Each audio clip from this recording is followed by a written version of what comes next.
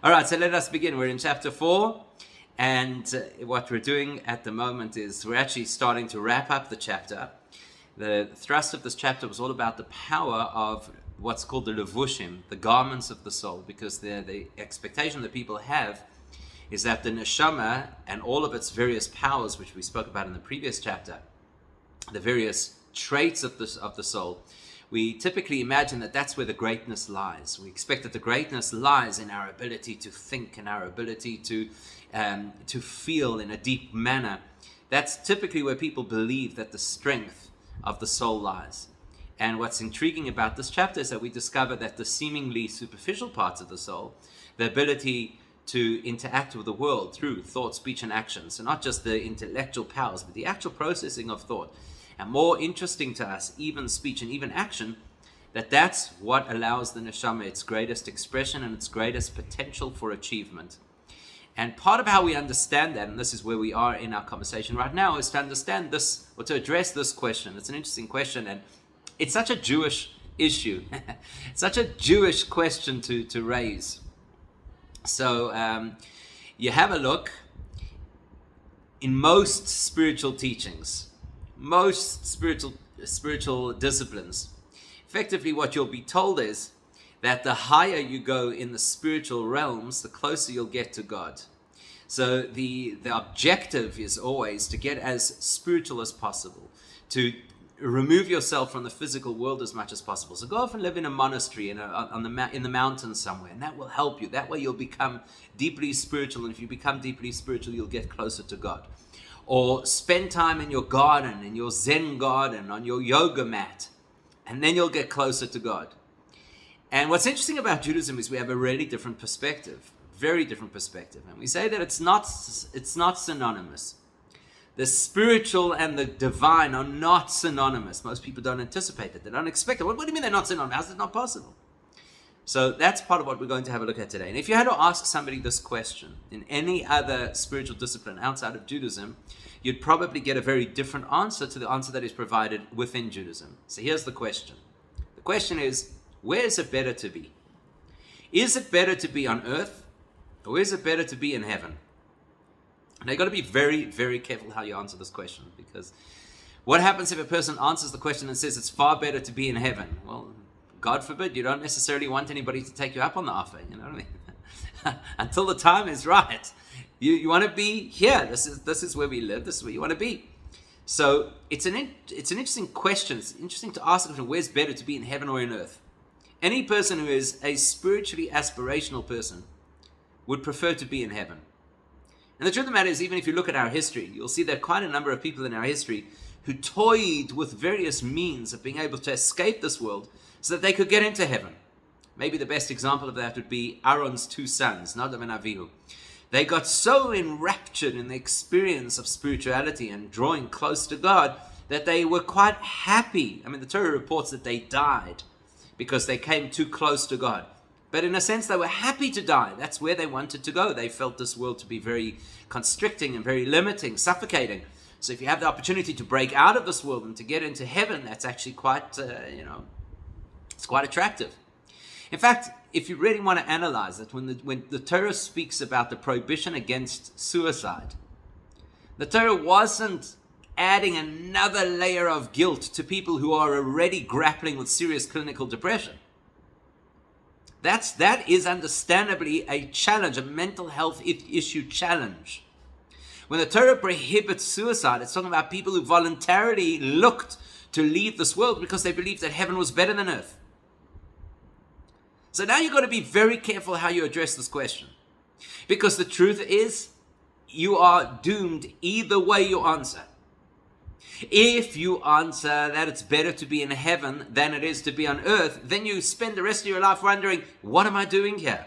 Biding my time until there's the better life. You know, people always talk about the better life. God forbid a person passes away. What does everybody say? They're in a better place now. Who could prove that? It's perhaps comforting to tell somebody when they've just suffered a loss, oh, they're in a better place now. How do you know they're in a better place? Maybe they didn't make it into the better place, God forbid. You know, it's also possible.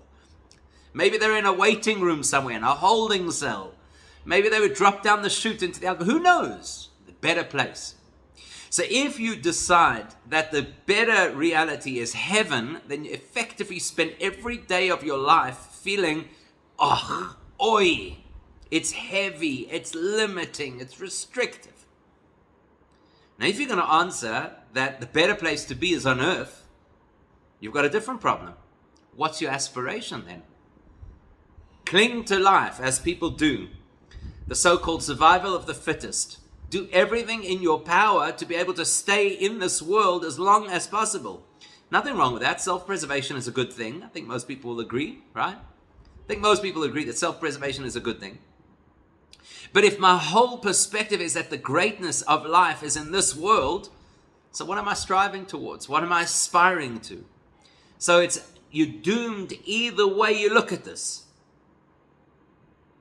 Now, if you have a look in classic Jewish writings, they do exactly that. They give us the paradox. They give us both offerings, and they argue both sides. And unfortunately, many people get tangled in that argument, and they really don't know how to resolve it. They don't know how to answer the question. So which one is the priority? Is the priority the next world, or is the priority this world? Is this world just the stomping ground of the place that you invest in order to get value in the next world? Or is this world a place of value in itself? So what we're going to do next is we're going to look at a classical quotation from our sages on this topic. We're going to plug it into what we have already learned, which is number one, thought, speech, and action, which are the interfaces that the soul uses in order to participate in this world, are actually the greatest part of the soul in a certain respect. Plus what we have already learned, which is that Torah is Hashem in book form, and it's an amazing point of access from us to God. So we're going to put all that information together, and with that we'll begin to explore this concept of where is better to be, on heaven or on earth. And from that we'll lead into the conversation that we'll develop in the next chapter, which is probably the big differentiator of Jewish philosophy and mysticism about life on earth. Life on earth is not simply a means to the end, as we're about to discover. So let's have a look inside the Tanya. Can you see in the middle of the page over here, in the middle of the screen, there's a period, a full stop, and then there's the word v'lachein. So that's where we are going to go. V'lachein. Now we began to read this already in the previous year, but now we're going to go back and understand properly what it means. V'lachein amru, that's why our sages said, Yafa sha'a achas. It is preferable to have 1 hour, and the truth is that the word hour is loosely used. It means one period of time, any period of time. B'tshuva u'maisim tovim, engaged in the action, the experience of teshuva, which is the realignment of the soul back to its connection to God. Umaisim toivim, and good deeds, which is not simply doing mitzvahs by rote, but it's doing mitzvahs in a way that they are passionate and illuminated. Be'olam hazeh, it is better to have one momentary experience of teshuva and good deeds in this world, mikol chayei ha'olam haba. That's better than the entire lifetime in the next world. Now, many people will fall off their chair when they hear this. What are you talking about? We have so many places in our literature, and in our liturgy for that matter, that talk about the life of the world to come, as if it's the most important focal point and destination that we want to achieve. And many people will tell you very simply, because life on this earth, besides anything else, life on this earth is finite. If a person today lives a very long life, they'll live till 100. Well, of course, as we all say, bis 120, to 120. Or as some people say, to 120 and 1 day. So why in 1 day? So you shouldn't, God forbid, die suddenly. So what do we... So that's it. That's the whole human experience, 100 years. How long is the experience of the next world? Gan Eden, the world to come, whatever you want to call it. How long is that experience? It's eternity. Now we're not only saying a lifetime in this world is greater than a lifetime in the next world. We're saying one moment of life in this world is worth more than the whole experience of the next world. It doesn't seem to make any sense. So then, if this has all the value, why is it so short? And if the next world can't come close to it, why is it eternity? So something doesn't add up for us. And you know why it doesn't add up for us? Because we're people. And people consistently make the same mistake. We impose our view on the world. We impose our view on the world. In my world, as a human being, I measure things by quantity. So if something's going to be around for a long time, it's a far better investment than something that's going to be around for a short time. So if you tell me that this life is X amount of years, but the next life is an infinite amount of years, then in my mind, that's obviously the better investment. That's where I'd rather be. But when you understand the perspective of Hashem, Hashem doesn't measure things by quantity. Hashem is infinite. So in Hashem's world, 100 years or eternity are equal in his world. Doesn't make a difference. Because eternity is still a measurement of time, and Hashem is beyond time. So it doesn't matter if you have eternal years, it's irrelevant in Hashem's life, in Hashem's perspective. So what is the value in Hashem's perspective? And of course, Hashem's perspective is the truth with a capital T. So it's not a matter of opinion. We, the humans, have an opinion that what's more valuable is quantity. And God has a different opinion that what's more valuable is quality. That's not a fair comparison. We have human myopia. We can only see so much. And Hashem sees the truth with a capital T. Truth with a capital T is that value is not measured in quantity. Therefore, we can have in sha'a achas, in one moment of time, you could have infinite value, as compared to a huge amount of time that may have finite value. Now, it's difficult for us to wrap our heads around, because we as human beings, we always measure things relatively. Relative to ourselves, relative to our circumstances. So, where I live, the day starts at a certain time. What's one of the greatest complaints that people have? There's not enough time in the day. Yes, ever heard people complain? There's not enough time in the day. That's our reality. Theoretically, if somebody could come up with a pill that we could take, that we would not have to sleep, we'd all believe, now I'll be so much more productive. Let everybody in on a secret. If such a pill existed, we would waste more time. Rather than being more productive, we'd waste more time. And I can prove it. Because there was a document, I think it was in the some mid-19th century or something, there was a document of futurists, people who were trying to understand where technology and science was going to go. And they said that there was going to come a time where there'd be, because of automation and technology, there would come a time that human beings, they would have so much of their life that was automated, that they would have hours free in their day to dedicate to much more meaningful ideals like studying and contemplation, meditation. So what happened? All of the technology just stole more time out of our day. People who were farmers and didn't have the wonders of Amazon and eBay, they had more hours in their day to sit and to meditate and to interact socially. We, who could at the push of the button do anything, we have no time for anything. So in our minds, because we live in this limited time environment, we think, no, if there was a lot more time. In the next world, there's so much time. So in our perspective, the next world is far better. Because it doesn't have the restrictions of life as we know it. Likewise, in our world, every spiritual experience that we have comes with its frustrations. It's not a great marketing tool for rabbis, yes?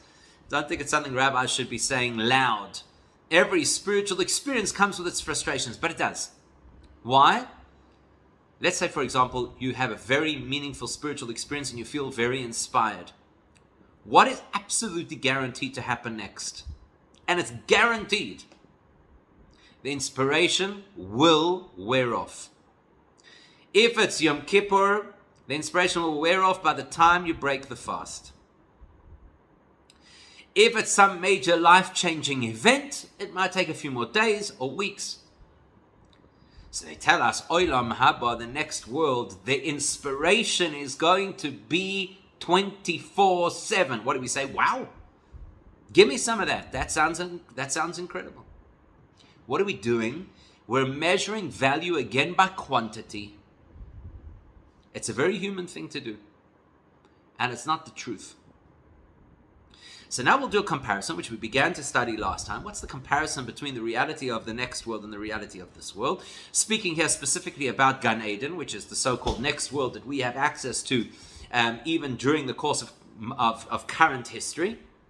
So what is the next world? We told it's a world of pleasure, of immense pleasure, pleasure that you cannot begin to describe or experience in our world here. So think of the most exciting thing that you could ever do on planet Earth. It doesn't begin to come close to the kind of pleasure that you'll get in the next world. So let's read. Ki olam haba, because the next world, the world to come, who is defined as a reality shenenin miziv hashchina, that the souls in that world, they enjoy the pleasure of basking in the radiance of the divine presence. In other words, you become so exposed to the divine, there's nothing more incredible than that. More specifically, shehu tainug hahasaga. More specifically, it is a pleasure of appreciation, of understanding. So as we spoke about, it's the aha. Now I get it. I never understood why the world works this way. I never understood why Hashem did that. I never understood why this person had to suffer. Now you get this clarity. Aha. And one of the most pleasurable human experiences is when you get to understand something with a profound insight where previously it had been completely frustrating for you. In this case, you're not understanding just scenarios, but you're getting to understand more and more about Hashem. So that's what neshamas do in the next world. They understand more and more about Hashem. But it's got a huge drawback. It is impossible for any created being, even the most developed, advanced creatures,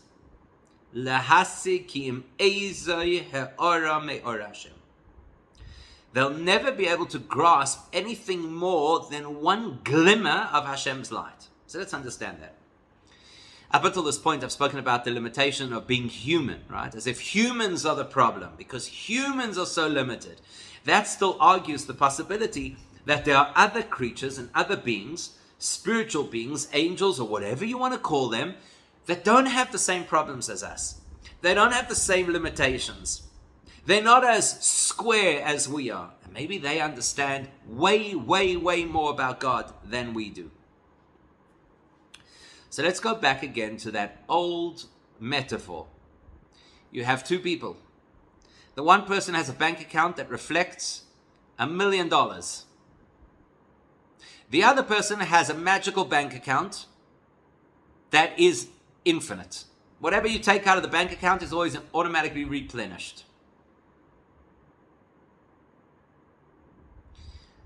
How far is the millionaire from reaching the state of infinite money? Infinite distance. Which effectively means if that person has $1 million in their bank account and I have $100 in my bank account, we're both equally distant from the person with infinite money.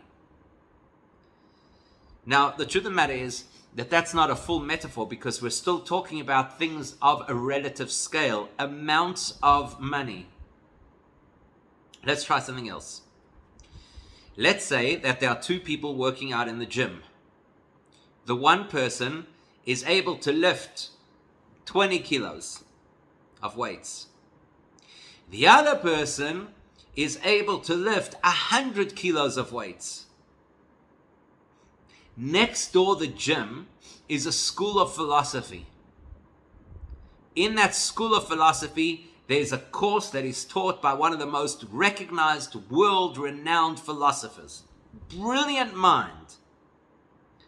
So in the gym, the guy who could lift 20 kilos or the guy who could lift 100 kilos, which of the two of them is closer to being the professor at the philosophy school next door? It's a ridiculous question. It's a ridiculous question. What's the one got to do with the other? As they say in the classics, Ma kesher. Well, what's the one got to do with the other? That is a measurement of physical brute strength. And this is a measurement of intellectual ability. They have nothing to do with each other. So when you're in the gym and you can only lift 20 kilos and the other guy can lift 100 kilos, wow, he's impressive. One day I want to be like him. But the philosophy class, you don't even know that a philosophy class exists, because all you're measuring is how much a person can pick up. So when you're a created being, you say, I'm a created being who lives on earth. And created beings who live on earth, we're capable of a certain amount of understanding of Hashem's greatness. But if we didn't live on earth, and instead we lived in a higher spiritual realm, the world of Yetzirah, higher than that, the world of Bria, higher than that, the world of Atzilus, or in plain English, if we lived in heaven, do you know how much we'd be able to understand? Do you know how much we'd be able to study? Do you know how much perception of God we'd have? No idea. Because the concept of understanding is the wrong technology to connect with Hashem. It's like walking with your dumbbells into the philosophy class and thinking, okay, listen, hey, I'm the person who can lift 100 kilos. So surely I'm now qualified to be top of the class. It's the wrong technology. You're talking mixed metaphors over here. So therefore, it doesn't matter who the creation is. If the creation is a puny human being, or if the creation is the greatest spiritual angel that exists, it's irrelevant. It is impossible for any created being, even if they're the most supreme created beings, they'll never be able to grasp more than a glimmer of Hashem's light. Now, as it happens, everything is by divine providence. So, Baruch Hashem, Hashem decided that we should have visual aids for today's shiur. Okay? The visual aid for today's shiur is, you could see that unlike in the previous classes, in this class I have now developed a halo that you could see, right? You might make the mistake of thinking it's a reflection. It's not a reflection, it's a halo. Can you see? It's a halo above my head. So now, what is the source of this halo? There's a light in this room. And the light obviously is reflecting against the background behind me. I'd like to ask you a question. Look very, very closely at the light that is reflected behind me. And please tell me what kind of light is in this room. Is it a fluorescent? Is it a filament? Is it an LED? What kind of light is in this room? I'll ask you a different question. How many lights are in this room? What is the wattage of the lights in this room? Where are the lights positioned in this room relative to where I'm sitting? I'll ask you a better question. Okay, most of the people sitting here are from South Africa, but not everybody is. Where is the substation that is providing the electricity for the light that's in this room? Or I'll ask you a better question. Where is the power station that's feeding that substation that is providing the light for this little gleam, this little glimmer that you see behind me? You have no idea, right? No idea. I got news for you. Neither do I. I don't know which substation. I don't know which power station. So what do I get to grasp? I get to grasp a ha'ara, a glimmer. This is the glimmer. From the or, from the light that comes from the power station. That means where I'm sitting, I could look up directly into the light and be blinded and have those little green dots floating in front of my eyes, and I still won't have any clue of which power station is providing that power. Because even then, all I'll be seeing is some of the light, which is a tiny, minuscule representation of the generation capacity of the power station.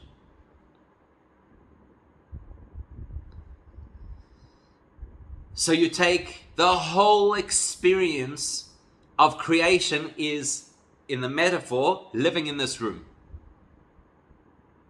Some of us are able to see just this reflection. Other beings that are more developed than us, they can look at the light itself. Even when they look at the light itself, they're not seeing the beginning of the power that the power station has. They're seeing one light. That's Gan Eden. Hashem reveals to us a giloi, or as we call it over here, Ziv Hashchina. A glimmer of the divine presence. That means we're getting to see the glow from the presence of Hashem, not the essence of Hashem, the presence of Hashem. So what are you getting? You're getting a glimmer that is very satisfying for a neshama that has never seen anything like it.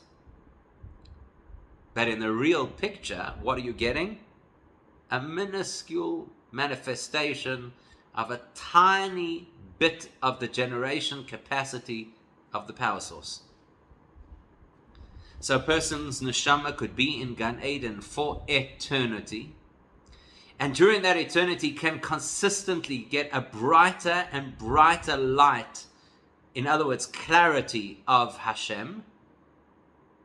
And in all of that time, we'll still only be looking at the light rather than at the power station. So if I'm looking at quantity, I'm looking at the expansion of my spiritual experience, well then Gan Eden is spectacular. But if I'm looking to connect directly with God, Gan Eden is a billionaire versus me on earth who is, I've got a few bucks in my account, trying to catch up to infinite money. It's more advanced relative to me. It's nowhere relative to the goal. Velochein, for that reason, Nikra b'shem Ziv Hashchina.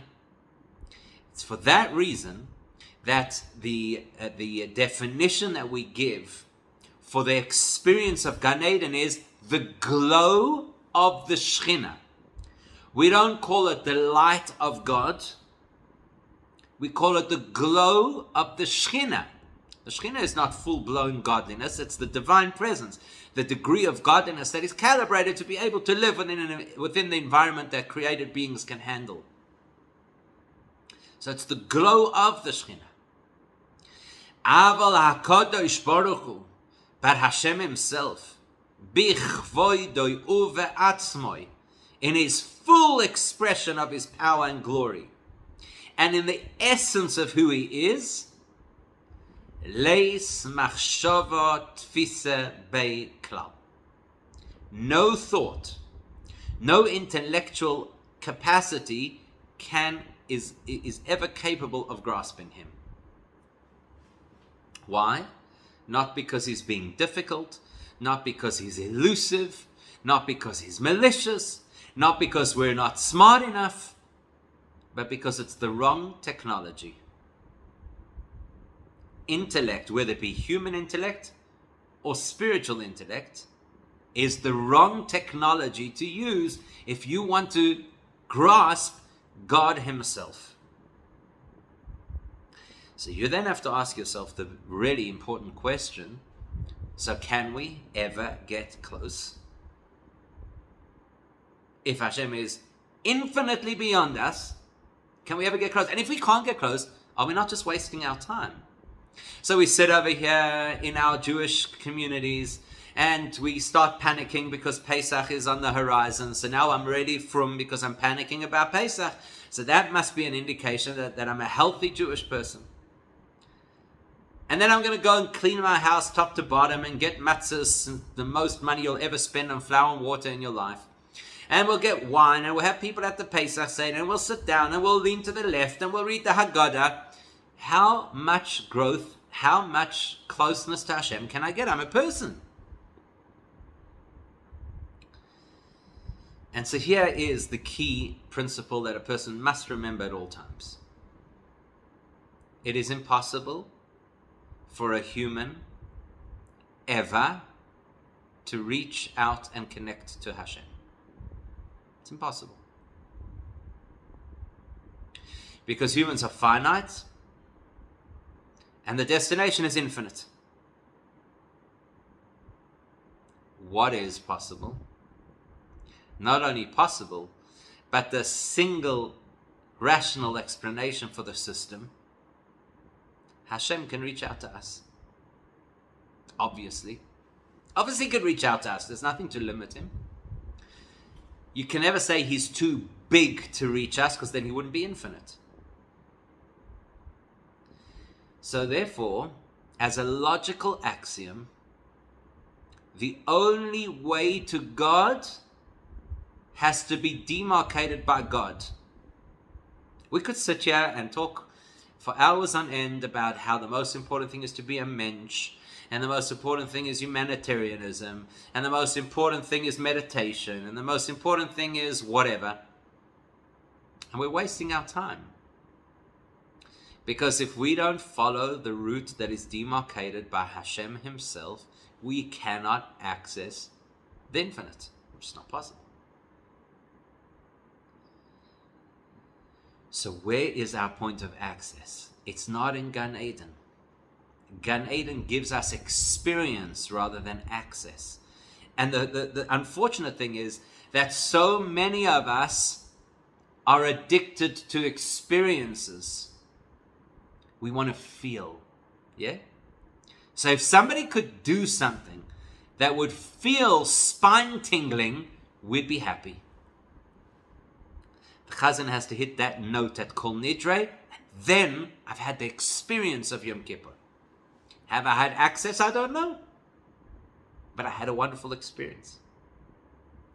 And when we go to a talk, and the speaker is able to thunder across a message that is so powerful that it shakes us to the core, and the next moment we cry because they tell a story that is so moving, we've had an experience. So we feel satisfied. But does that mean we've had access? Who knows? So it's one of the most misleading parts of our spiritual quest is we confuse experiences with access. That's why people get involved in all kinds of weird and wonderful spiritual paths, because they give very potent experiences. But you can't get access unless you've been granted access, unless you follow the demarcated path of Hashem's infinite self to say, this is where you could reach me.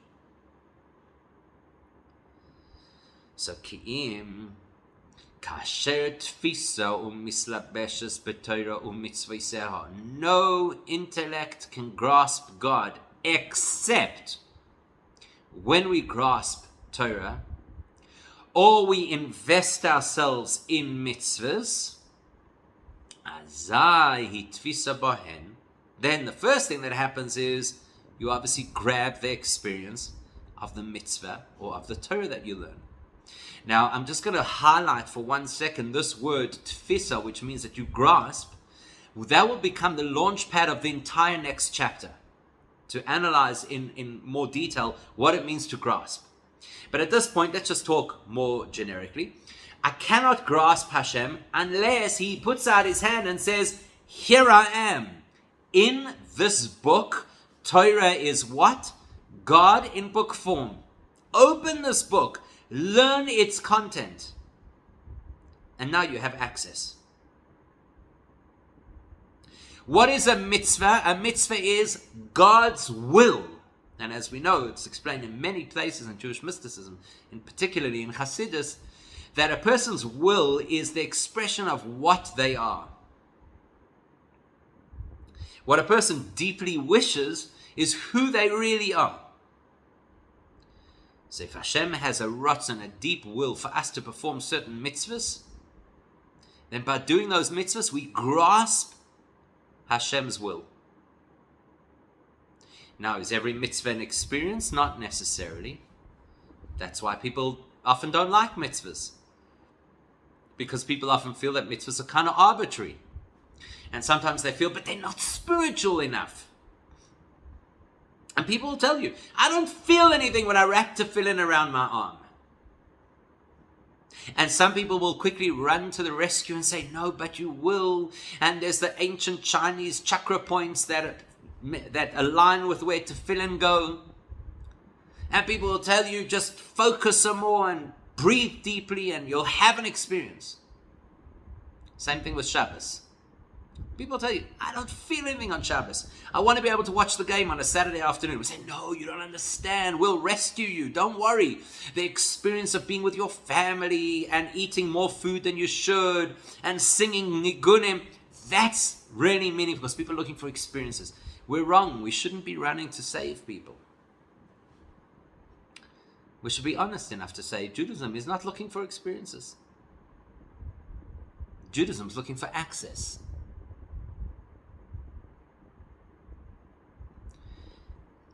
You know, when a young couple courts each other, at that point they look for experiences. Oh, we had the most amazing conversation. We were completely on the same page. It was beautiful. Everything I said was exactly what he said. It's a beautiful experience. To have experiences. Sundowners, trips, rose petals. Fast forward 50 years. The couple's still looking for experiences in order to validate their relationship? No. Because now they have access. Because they're so connected to each other, they no longer need their experiences to validate their connection. Judaism, it does not look for experiences. We're looking for access. So when a person grabs hold of a piece of Torah and learns it, or grabs hold of a mitzvah and performs it, not only do you grab the Torah and the mitzvah, umislabeshes behakadosh baruch hu mamash. At that moment, you become completely encased, completely enclosed within godliness. Why? Because as we said early on in the chapter, de'oraisa v'kutsha brichu kulo chad. Because the Torah and God are absolutely one. So let's understand that. And I know it's a horrible, horrible metaphor to use because it's so raw and almost disrespectful, but it conveys some of the point. What happens if a woman tells her husband to go to the shops with a grocery list? On the grocery list is a particular kind of washing powder. Please go get this washing powder. The guy walks into the shop, and of course, when you walk into a shop, they've got these signs that say 25% off today only. Or they have a sign that says washes 10 times more efficiently than any other washing powder. So the guy looks at that and he thinks, my wife is going to be so impressed with my domestic acumen because I was able to calculate how to save money or how to get a better product than what she asked for. Not only am I going to do what she said, I'm going to do it better than what she asked for. Comes home beaming from ear to ear with this brand of unknown washing powder. In his mind, he's about to have the most, or they as a family are going to have the most amazing laundry experience. Less washing powder, whiter clothes, unbelievable. He actually saw the thing on the screen. The kid falls in the mud, gets dragged through the mud. 2 seconds later, the shirt is white again. It's going to happen. He's very excited. Comes home. And what's the reception that he gets? What is this?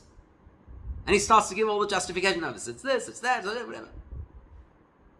It's like, it's not what I asked you for. What do you think I've never seen? You think I've never seen that brand before? You think I've never seen their ad with a kid through the mud, the shirt comes out? You think I've never seen it before? I've seen it before. You think it's 25% off? They first marked up the price 40% before they put the 25% off. You think you're a chacham?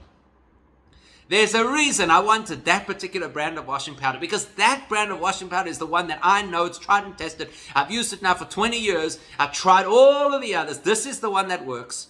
You messed up. In other words, where do you find connection? Where do you find access? Not where you choose. Where do you find access? Where the other person chooses. Where is God? Is God in Gan Eden? No, there's a glimmer of God in Gan Eden. It's a wonderful experience to be exposed to that glimmer of God. If you're looking for experiences, go to Gan Eden. It'll be very satisfying for a long time. But if you're looking for access, Hashem wrote a guide for us. It says, this is where you get access. Learn Torah, you get access to me. Do a mitzvah, you get access to me. Not to some exciting glimmer that looks beautiful. Access to me. So a neshama in Gan Eden that does not have the faculties of thought, speech, and action can have wonderful experiences. When a neshama enters the human form and now has the ability and the challenges of thinking, speaking, doing, which allow you the potential to study Torah, not like in Shamayim where they just reveal Torah to you, to study Torah, to battle through and try and understand it and go back and review because you didn't really get it the first time, and ask questions and have dilemmas. To live in a world where you can speak and you could say words of prayer. To live in a world where you can wrap those tefillin around your arm, or light Shabbos candles, or eat matzah on Pesach. Now you have access. So machshava, dibur, and maisa do not seem anywhere near as exciting as all the other faculties of the soul. And yet, they give us direct access. So therefore, it's better to have one moment in this world where you are engaged with Teshuvah and Ma'asim Tovim that plug you straight into the source, than to have a whole lifetime in the next world where you'll enjoy beautiful experiences, but you can't get past the experience. This is a fundamental teaching of Judaism that we'll develop in greater detail from here to the end of the chapter, which, please God, will conclude next week, and then into the next chapter, chapter 5, and it totally reframes for us the idea of studying Torah and doing mitzvah. So, please God, to be continued next week.